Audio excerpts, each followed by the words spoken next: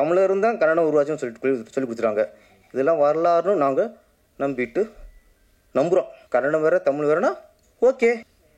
போதை கலாச்சாரம் அதிகமாகிடுச்சு, கஞ்சா வியாபாரம் அதிகமாகிடுச்சு, கஞ்சா குடிக்கிறது அதிகமாகிடுச்சு.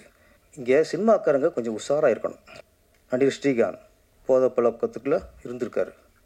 ஆனால் சினிமாக்காரங்க யாராவது எங்கேயாவது தண்ணி அடிச்சுட்டு அந்த ஸ்டில் கிடச்சா போதும், ரொம்ப அழகாக தெளிவாக பேரரசு மாதிரி இல்லாமல் தமிழ் பேசக்கூடியவர். பிகினிங்கில் கன்னடத்தில் பேசுகிறாங்க. கன்னடம் தானே? ஆமாம். எனக்கு ஆச்சரியம் போச்சு, பேசுகிறது கவிதா தானா இல்லை பெங்களூர் இறக்குமதியா அப்படின்ட்டு ஒரு டவுட்டு. இவ்வளோ அழகாக கன்னடம் பேசுகிறாங்களே. இல்லை இடையில கமல்ஹாசன் சாருக்கு சின்ன பிரச்சனை வந்துடுச்சு, அதில் பயந்து போய் கன்னடம் கற்றுக்கிட்டாங்களா? ஏகப்பட்ட கேள்வி. ஆனால் அதுக்கப்புறம் தமிழில் கொஞ்சம் பேசி தமிழிச்சு தான் அப்படின்ட்டு நிரூபிச்சிட்டாங்க. கதாநாயகன் நீங்கள் அமைதியாக இருந்தாலே அழகு, பேசணும் அவசியம் இல்லை. அவருக்கு தமிழில் பேசுகிறதா இங்கிலீஷில் பேசுகிறதா இல்லை தமிழ்நாட்டில் வந்து கன்னடம் பேசுனா தப்பாக போயிடுமா, இத்தனை கொஸ்டின். தமிழர்கள் வந்து அப்படி இல்லை, நீங்கள் எதை பேச ரசிப்போம். நாங்கள் கன்னடம் பேச ரசிப்போம், தெலுங்கு பேச ரசிப்போம், மலையாளம் பேச ரசிப்போம்.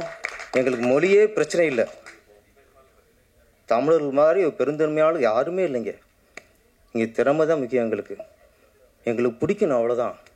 ரஜினி பிடிச்சி போச்சுன்னா நாங்கள் சூப்பர் ஸ்டாராக கொண்டாடிடுவோம். சரோஜாதேவி பிடிச்சி போச்சுன்னா கன்னட க்ளீனாக பட்டம் வைப்போம், நாங்கள் வைப்போம், தைரியம் வைப்போம். கன்னட க்ளீன்ட்டு நீ கன்னட பைங்கில் அவர் தேவராஜை கட்ட வச்சுருக்காரு. அவங்களுடைய அந்த காலகட்டமில் நம்ம சிம்ரன் குஷ்புனா கட்ட சொல்லுவோம், பானுமதி சரோஜாதேவினா அவர் என் பட்டம்லாம் கட்ட சொல்லுவார். என்னென்ன கன்னட பைங்கிலி. நீங்கள் அங்கே நாங்கள் எங்கள் தமிழ் பொண்ணை நடிக்க வைக்க அனுப்புகிறோம், நீங்கள் தமிழ் பைங்கிலி இங்கே பட்டம் வைப்பீங்களா யாராவது? நாங்கள் வைப்போம்யா, வைப்போம் இல்லைண்ணே? ஆமாம், கன்னட கட்டழகி நாங்கள் நல்லா வைப்போம். சொல்கிறேன், நீங்கள் பயப்படக்கூடாது. ஹீரோ வந்து நீங்கள் கன்னடத்தையும் பேசுகிறீங்க அழகா. பாருங்கள், நீங்கள் இங்கிலீஷ் பேசும்போது இங்கே யாரும் கைதட்டலை, ஆனால் கன்னடம் பேசும்போது அங்கே எல்லோரும் கைதட்டோம். அதான் தமிழர்கள். தமிழ் பெருமை சொல்லிட்டே போகலாம். எங்களுக்கு தெரிஞ்ச விஷயம் இது வரைக்கும் தமிழில் இருந்தால் உலகத்தின் முதன்மொழி தமிழ் சொல்லி கொடுத்துட்டாங்க. எங்களுக்கு தமிழில் இருந்தால் தெலுங்கு போச்சு சொல்லி கொடுத்துட்டாங்க, தமிழில் இருந்தால் மலையாளம் உருவானதும் சொல்லி கொடுத்துட்டாங்க, தமிழில் இருந்தால் கன்னடம் உருவாச்சுன்னு சொல்லி கொடுத்துட்டாங்க. இதெல்லாம் வரலாறுன்னு நாங்கள் நம்பிட்டு நம்புகிறோம்.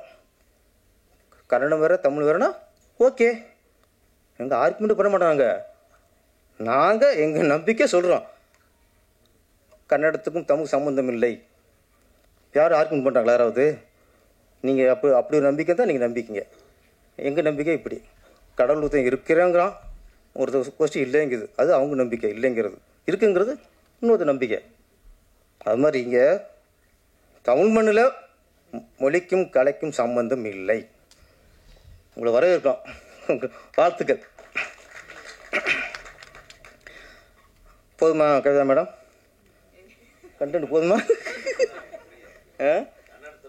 அதுக்கு அவர் இருக்காரு.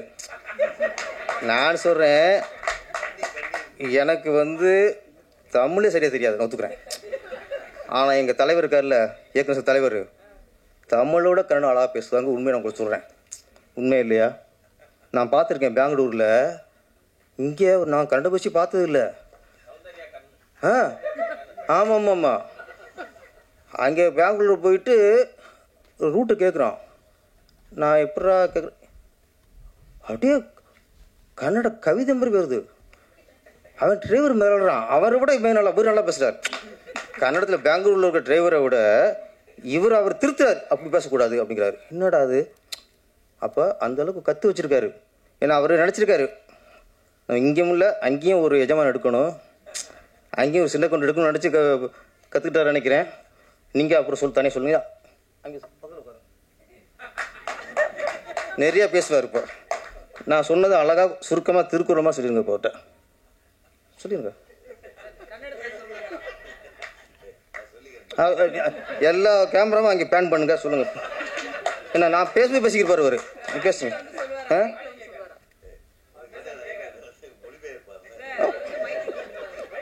நீ ஓகே புரியுமா? சரி. இல்லை கன்னடக்காரர் தமிழ் நம்ம பேசினா புரியும், நம்ம பேசினா அவங்களுக்கு புரியாது, அது வேறு விஷயம்.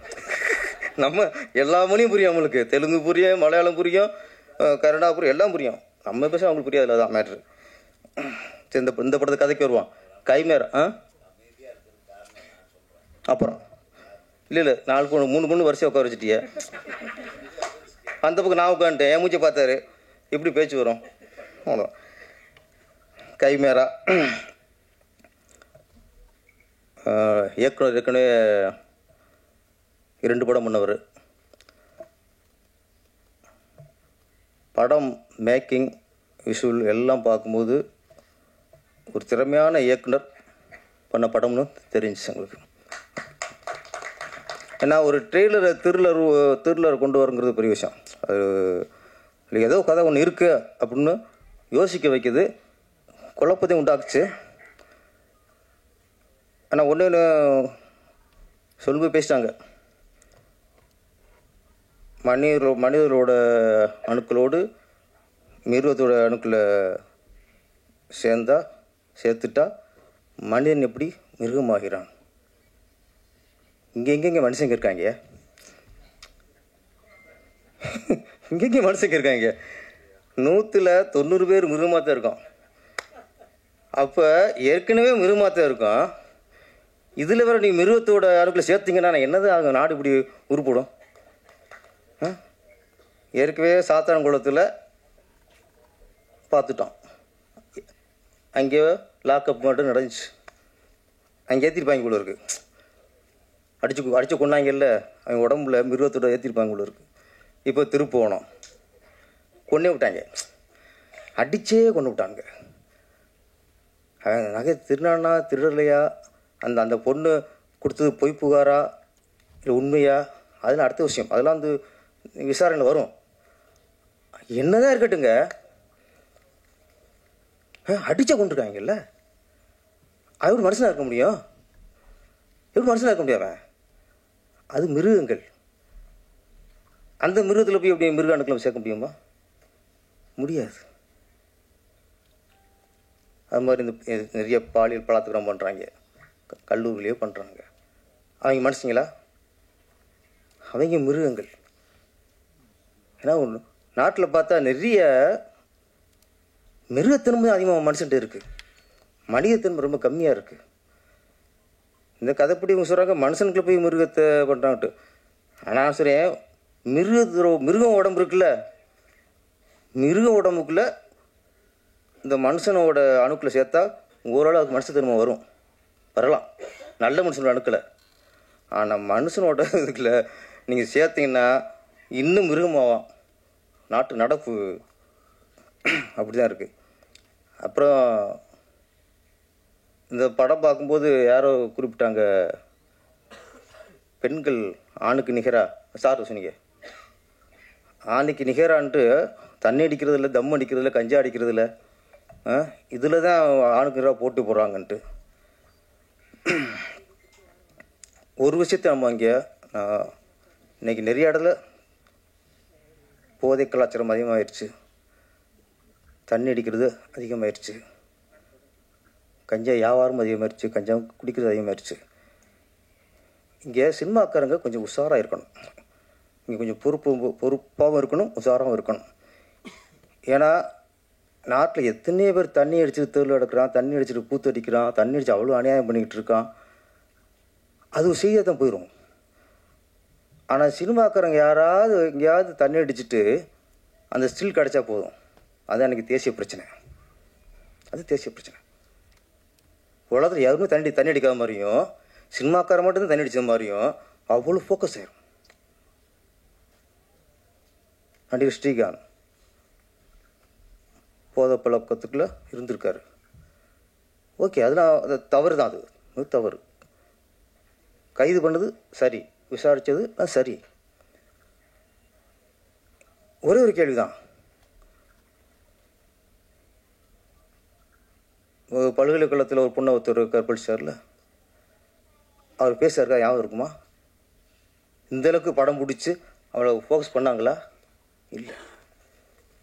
இந்த திருப்போணத்தில் ஒருத்தர் அடிச்சே கொண்டாங்கல்ல, 5 போலீஸார் கைது பண்ணாங்கல்ல, அவங்க ஃபோட்டோ இருக்கா, மூஞ்சி அவங்க ஞாபகம் இருக்கா? அவங்க வீடியோ யாராவது காட்டினாங்களா? ஒருத்தர் அடிச்ச கொண்டிருக்கான் சார். ஏதோ ஒரு எங்கேயோ எடுத்த ஃபோட்டோ தான் நம்மளுக்கு ஃபேஸ்புக்கில் போடுறாங்களே தவிர இது ஒரு பேப்பரில் எதுலையோ தனித்தனியாக ஃபோட்டோ போட்டு அவங்க அரெஸ்ட் பண்ண வீடியோ போட்டு அவங்க அரெஸ்ட் பண்ணி ஜெயிலில் தள்ளினாங்களா, அந்த வீடியோ போட்டு காட்டினாங்களா? காட்ட மாட்டாங்க. ஆனால் ஒரு நடிகர் ஒரு போதை பழக்கத்துக்கு போதையில் இருந்திருக்காருன்னு ஒரு காரணத்துக்காக ஒரு தீவிரவாதி மாதிரி, ஒரு பயங்கரவாதி மாதிரி அவங்களுக்குள்ள அரெஸ்ட் பண்ணதில்லை. ஜீப்பில் ஏற்றுனதுலேருந்து காரில் கொண்டு போகிறதுலேருந்து அவ்வளவு நாட்டில் குண்டு வச்சு ஒரு 200-3000 பேரை கொன்னது மாதிரி ஒரு அவ்வளோ பில்டப். போதை பழக்கம் வேறு எங்கேயுமே இல்லை.